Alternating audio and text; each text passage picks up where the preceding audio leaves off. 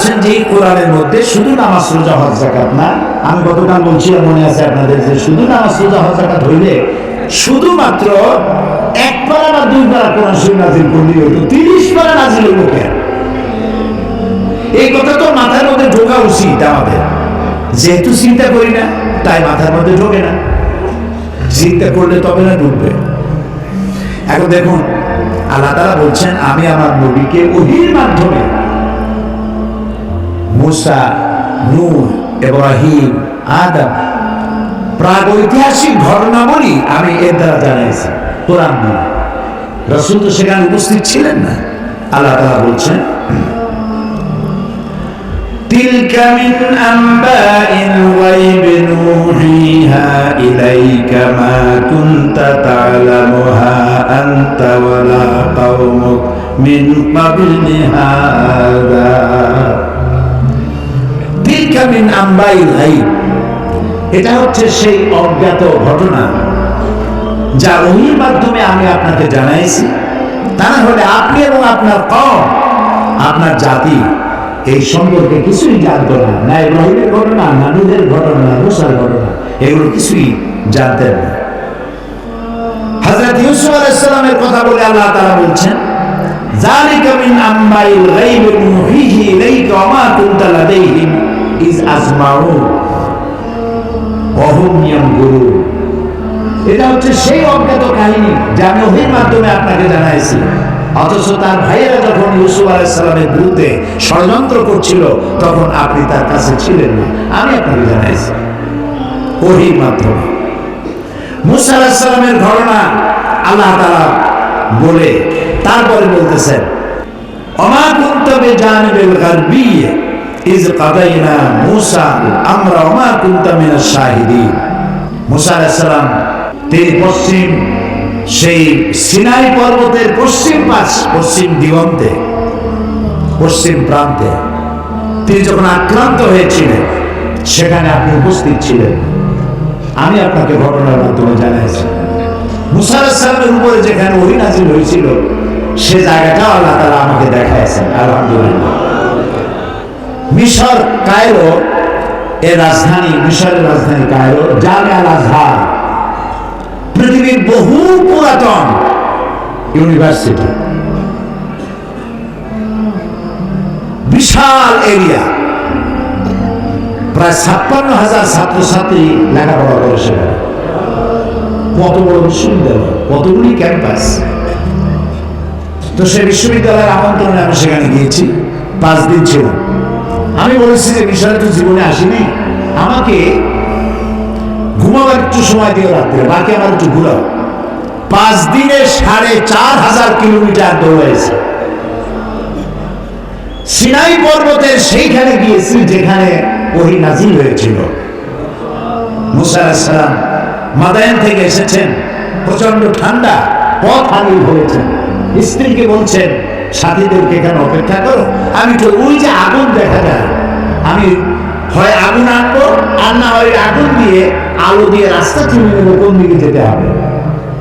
ফালাম্মা আতাহা, যখন তিনি ওই আগুনের কাছে গেলেন, নুদিয়া ইয়া মূসা ইন্না আনা রাব্বুক।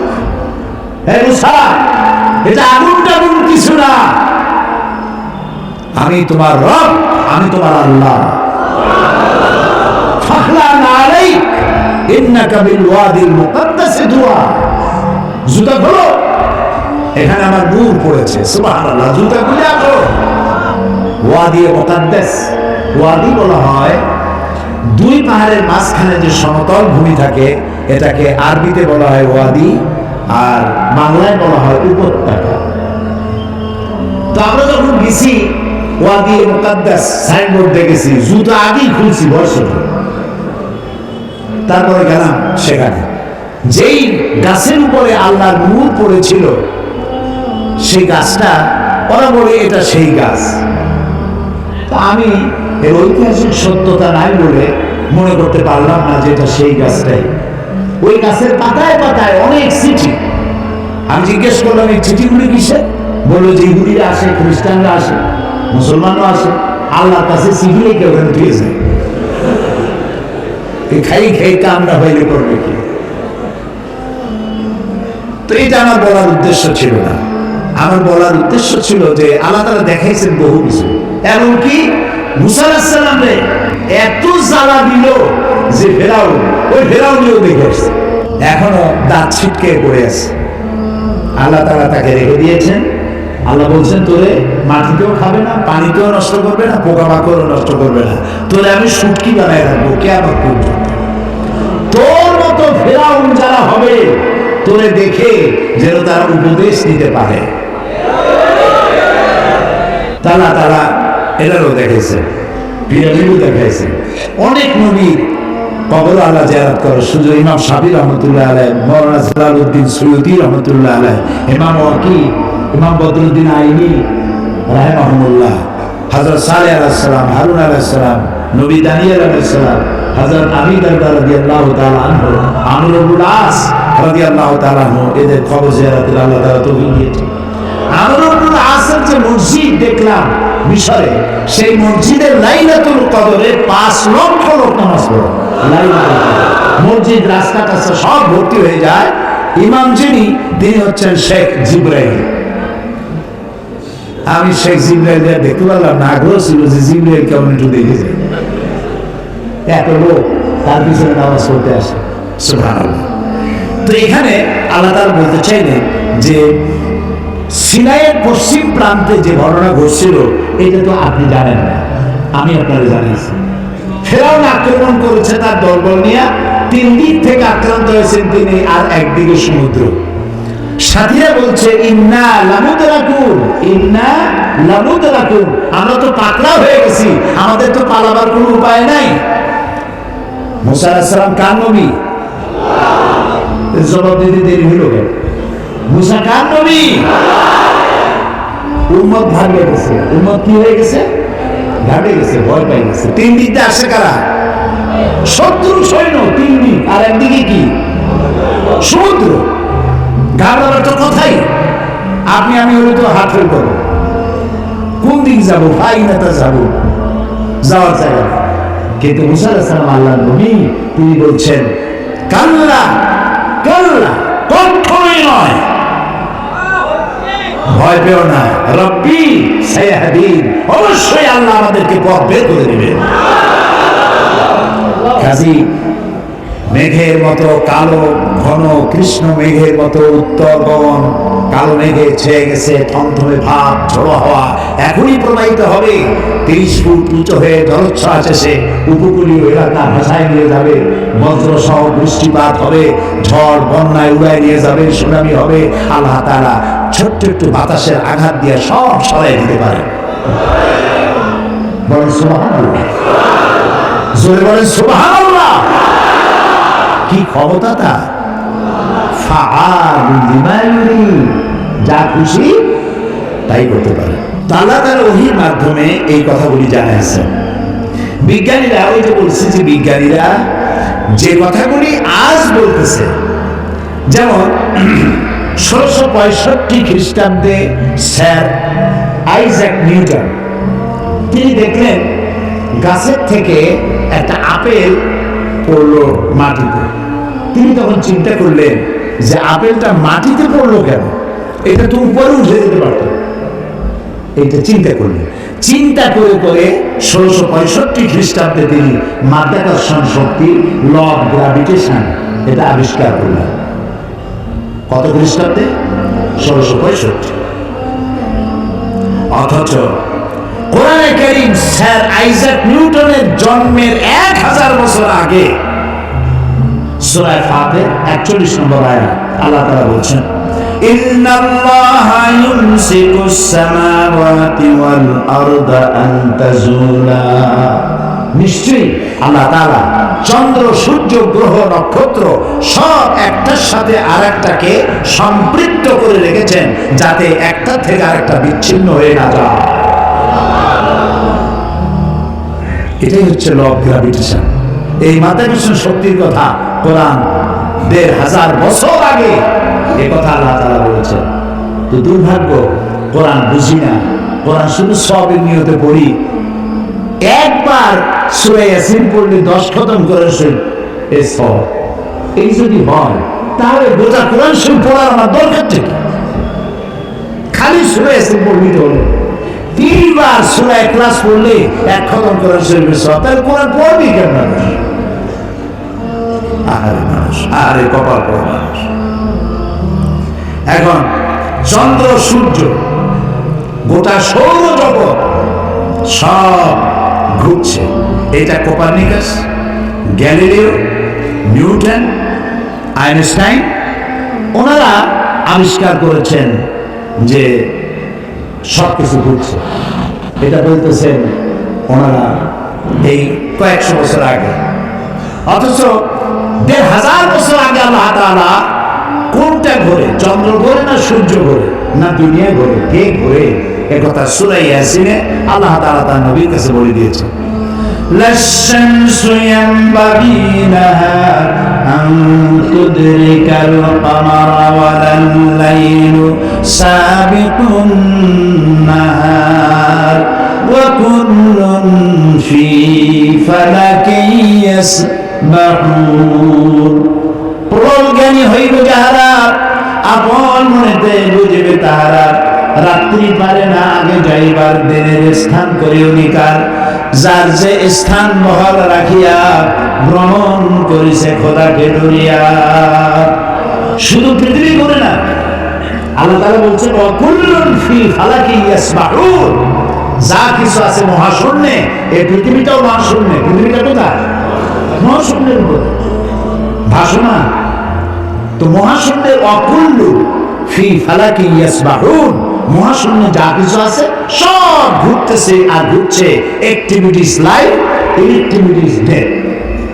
যতদিন ঘুরবে ততদিন সব ঠিক থাকবে।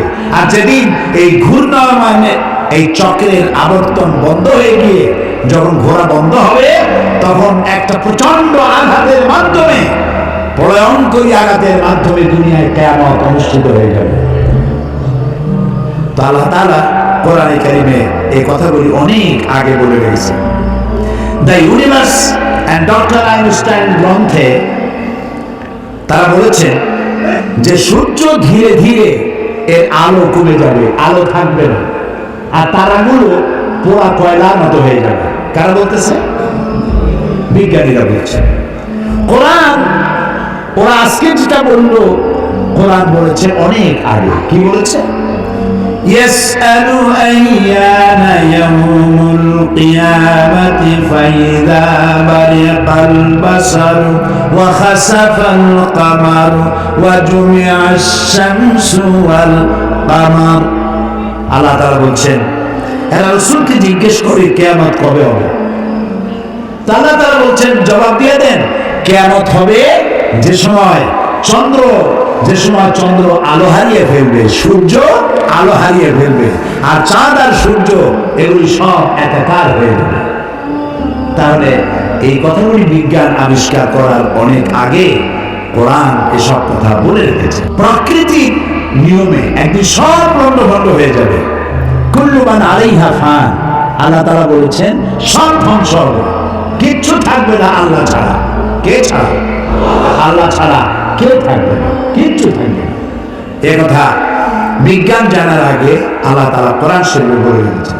এই যে মাত্র 100 বছর পর্যন্ত, গত 100 বছরের আগ পর্যন্ত পৃথিবীর মানুষের ধারণা ছিল যে চাঁদ নিজে আলো দেয়, চাঁদ নিজে আলো দেয়।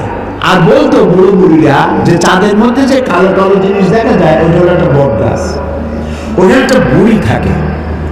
তো ছোটবেলায় চিন্তা করতে আমার বুড়ি মনে করে, তো বলতো যে বুড়ি ওইখানে সুতা কাটে।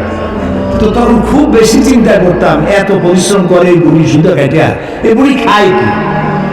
পরে জানা গেল যে ওখানে বট গাছও নাই আর ওখানে কোনো বুড়িও থাকে না।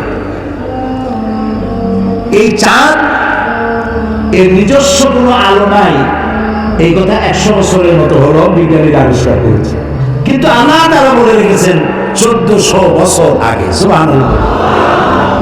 আল্লাহ তাআলা সূর্যকে বলেছেন, খুব লক্ষ্য করুন, সূর্যের আরবি হচ্ছে শামসুন, সিরাজুন, ওয়াহাজুন, দিয়াউন। এগুলি সূর্যকে বলা হয়েছে। এর অর্থ কি?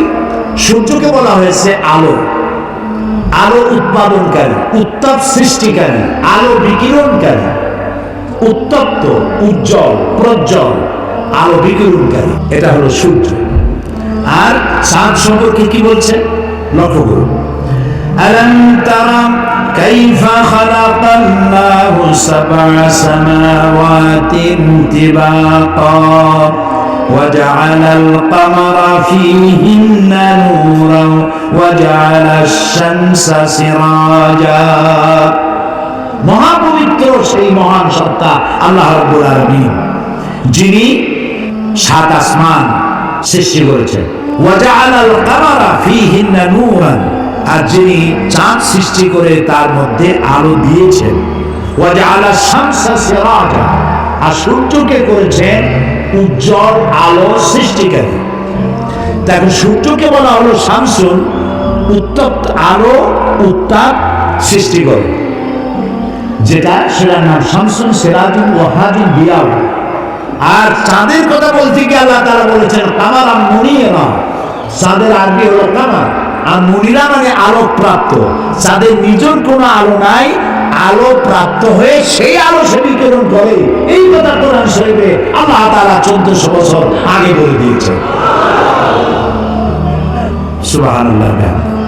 এরপরে আপনারা দেখুন, এই যে উদ্ভিদ, গাছপালা, গাছ আমাদের জীবনের শত্রু নাকি? গাছ আমাদের কি? গাছ যেখানে পান সমানে কাটে, মানুষ সমানে গাছ কাটে, কিন্তু যে পরিমাণ কাটে সে পরিমাণ গাছ তারা লাগায় না। এই গাছ সম্পর্কে, গাছ আমাদের যে বন্ধু, গাছটা আল্লাহ রাব্বুল আলামিন আমাদের জন্য নিয়ামত হিসেবে দিয়েছেন। এটার কাজ হচ্ছে কি? আল্লাহ তাআলা বলছেন ওয়াল আরদা বা'দা যালিকা দাহাহা আখরাজা মিনহা মাহা ওয়া মারআহা। এই উদ্ভিদগুলো, এর থেকে তরুলতা, উদ্ভিদ তরুলতা, এর থেকে বায়ু নির্গত হয়, এবং তিনি এই দিয়ে জমিনকে সুন্দর করে প্রতিষ্ঠিত করেছেন। এবং এই গাছপালা তোমাদের জন্য এবং তোমাদের পশুর জন্য, তোমাদের জন্য অত্যন্ত বিরাট সম্পদ। তার মানে মানুষ, আমরা যে বাতাস থেকে অক্সিজেন নেই, যখন আমরা অক্সিজেনটা নিয়ে যখন ছেড়ে দেই, তখন যেটা ছাড়ি ওইটাকে বলা হয় carbon die oxide. Carbon die oxide হচ্ছে বিষ।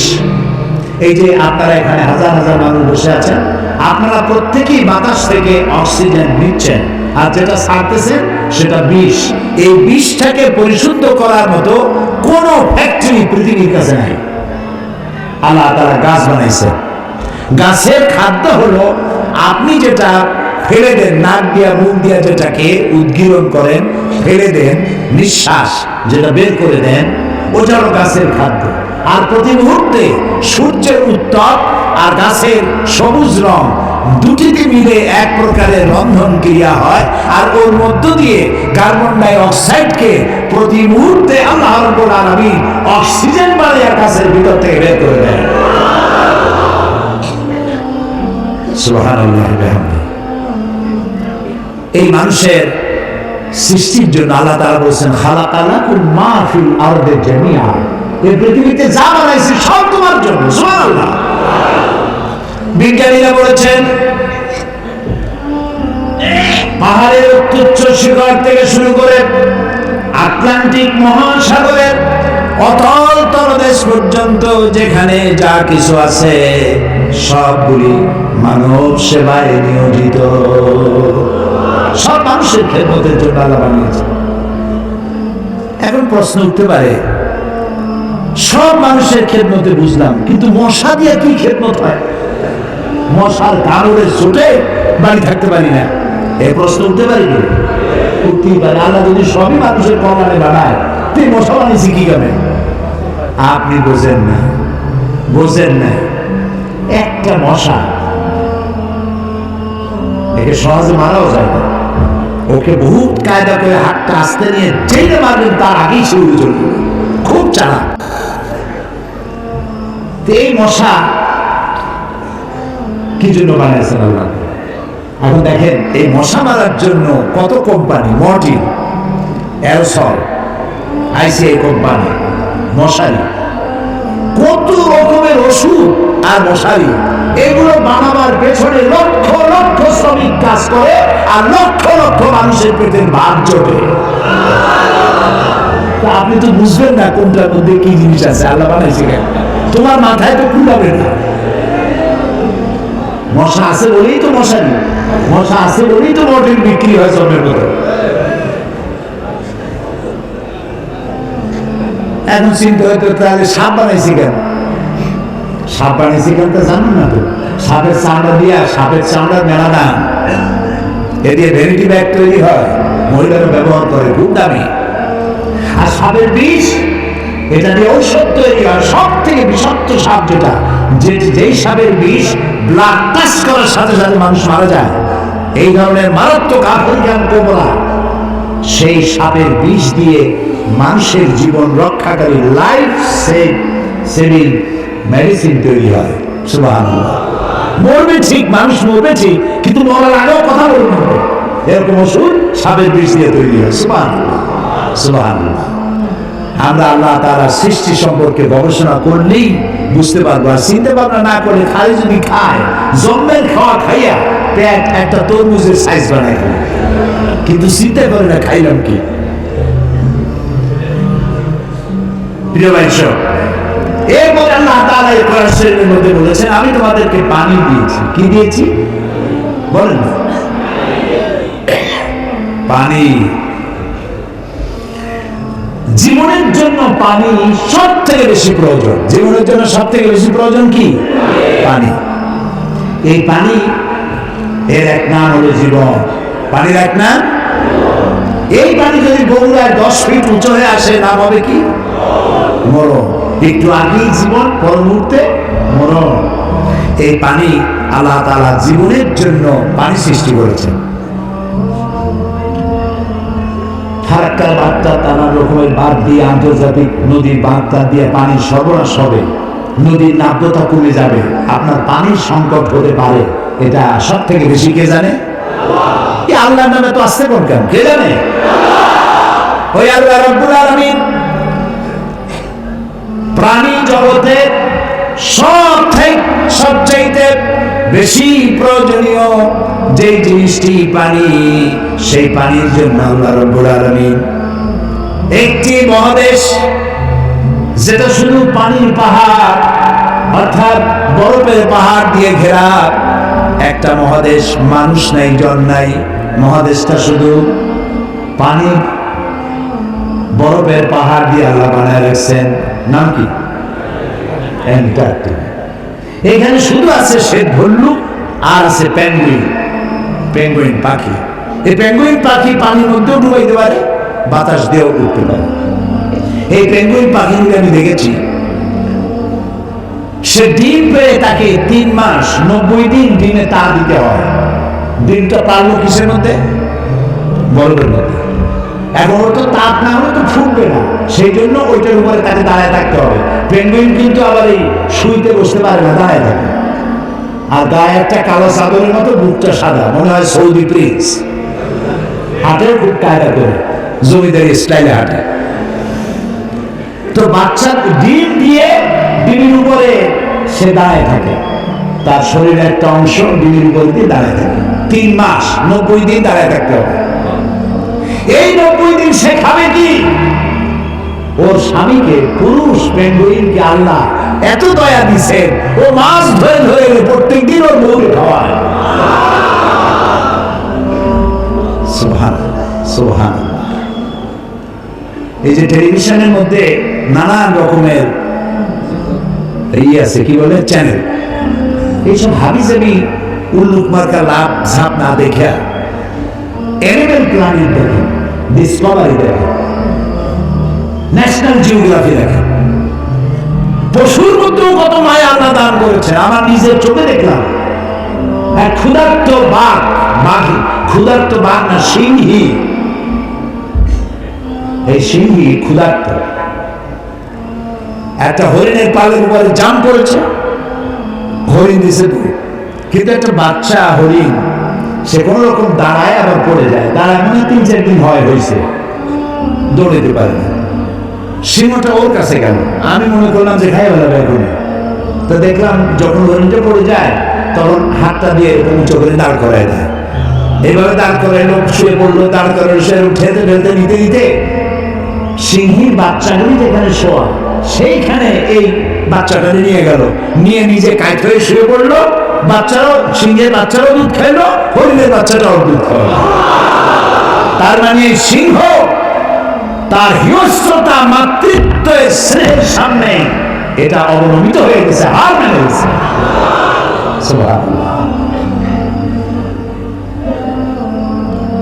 আমাদের দেশে যখন মারামারি হয় একটু বোঝা উচিত যে কারে মারতেছি। এই যে মারতেছি, ওর বউ তো বিধবা হয়ে যাবে, ওর বাচ্চাটা তো এতিম হয়ে যাবে। এই চিন্তা যদি আমাদের থাকতো, পশুর যে জ্ঞান আছে আমাদের তাও না। এই পৃথিবীতে যত কুমিরে মানুষ মারলো, কুমিরে খাইলো, হাঙ্গরে খাইলো, বাঘে খেলো, সাপে খেলো, পৃথিবীর সমস্ত প্রাণী, হিংস্র প্রাণীরা যত না মানুষ মেরেছে তার থেকে 1000 গুণ বেশি মানুষরা নিজেরা মারামারি করছে, মরেছে বেশি। আকল কাজ করে না, কমন সেন্স কাজ করে না। তারা এই পানি দিয়েছেন, পানির অনেক দাম। এই যে এখানে মহিলাদের মাহফিল ছিল, আপনারা যত পুরুষ আসছেন এর থেকে কোনো অংশে কম হয় নাই। এত মেয়ে লোক আসছিল সকাল 10টায়, আলহামদুলিল্লাহ।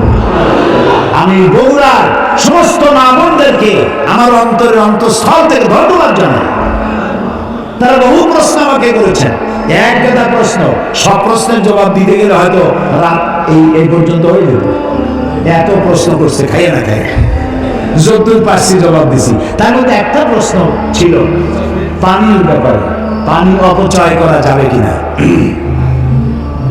আমি বলেছি আমি তো জবাব আন্দাজে দেই না, আমি আলহামদুলিল্লাহ, আল্লাহ শুকর, আপনারা যারা এখানে আলেম বসে আছেন আমি আপনাদের পর্যায়ে পড়ি না, আমি খুব ছোট মানুষ, তালেবে ইলম মানুষ।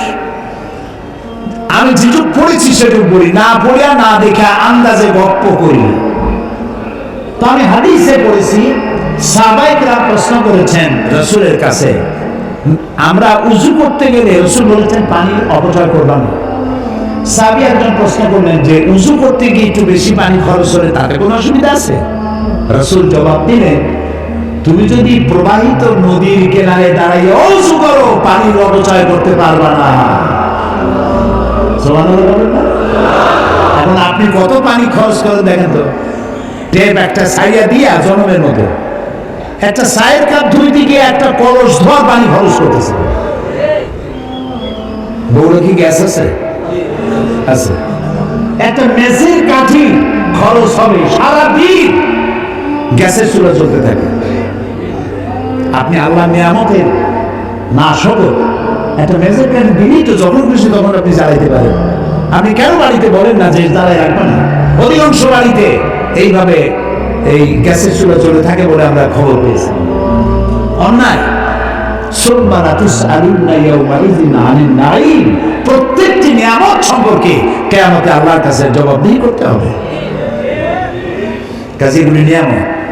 এখন এই পানি আল্লাহ তাআলা বলছেন, দেখো সৃষ্টি জগতের জন্য পানি প্রয়োজন, সেই পানিটা আমি জলাধার করেছি। এই নদীগুলো কে কাটছে? আছে না বগুড়া নদী, আছে না? নাম কি? করতোয়া নদী। আর নেই করতোয়া, এখন তো দৈনিক পত্রিকা, নদী গেছে পত্রিকা হয়ে বাঙালি যমুনা। ও যমুনা আছে। আচ্ছা, এই নদীগুলো কে বানাইছে? কোন সরকার? কে বানিয়েছে? অসংখ্য নদী বানালেন, সমুদ্র বানালেন, মহাসমুদ্র বানালেন। পৃথিবীর 4 ভাগের 3 ভাগ পানি আর 1 ভাগ হচ্ছে স্থল। এই পানি আল্লাহ তাআলা জলাধার বানায় রেখেছেন। নদী কি সোজা না আঁকা বাঁকা? খালগুলো সোজা না আঁকা বাঁকা? কেন চিন্তা করছেন কখনো? করেন। আঁকা বাঁকা করার সোজা যদি হয় তাহলে শুধু 2 পারের মাটি উপকৃত হবে, আর যদি আঁকা বাঁকা হয়ে যায় তাহলে বেশি পরিমাণ মাটি এই পানির দ্বারা ফায়দা পাবে। এই জন্য আল্লাহ তাআলা আঁকা বাঁকা করে দিয়েছেন। সুবহানাল্লাহ, সুবহানাল্লাহ, সুবহানাল্লাহ।